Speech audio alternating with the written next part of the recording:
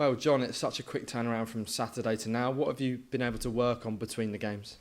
Yeah, not a huge amount physically, but we had a bit of time this morning to go over the post-match from Plymouth on Saturday. That was the first thing that we did in the meeting room, and then we flicked pretty quickly over into the preparation for Burton. So we had about 15 minutes on that as well.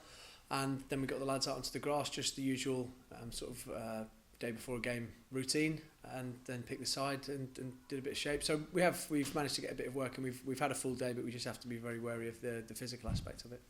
What were some of your key messages to the players this morning ahead of the Burton game?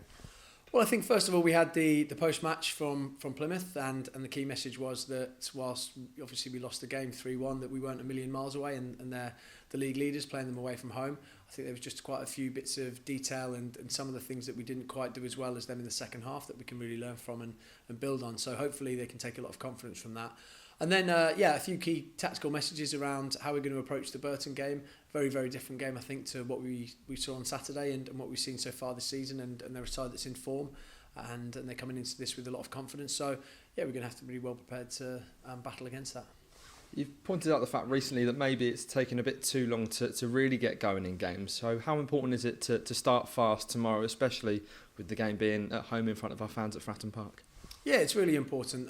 It was probably one of the frustrations about Saturday and the Peterborough game especially, that we didn't really look to get back into the game until we were 2-0 down. And when we did in both games, we did have a real go, and we looked very dangerous at 2-1 in both of those games. And just before Plymouth scored their third, we had one cleared off the line. They went down the other end, and it was a bit of a tough one to take. But that's something we need to address. We need to make sure that we're not waiting until the 60th and the 70th minute before we make changes and we really start to grow into the game. We've got to do that from the first minute. So yes, the message is tempo from the kick-off.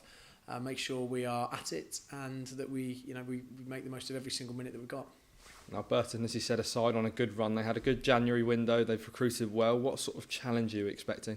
Yeah, a really tough challenge. One of the form sides in the league. They've won their last three and they've won them well.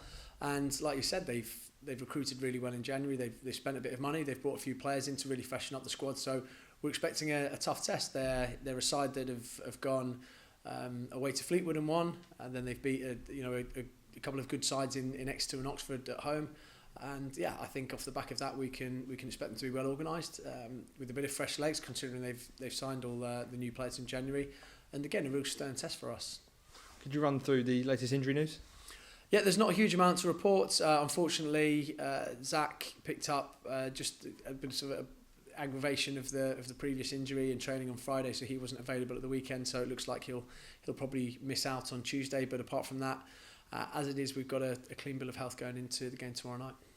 And just finally, it's your first taste of Fratton action under the lights on a Tuesday night. How much does that prospect make you look forward to the game tomorrow? Yeah, I mean massively. I've played at Fratton under the lights on a Tuesday night, but in the other dugout, so I know what it's like, and I know what atmosphere can be generated, and it's a special thing, I think, playing under the lights. There's just something about it, and hopefully we can get that going.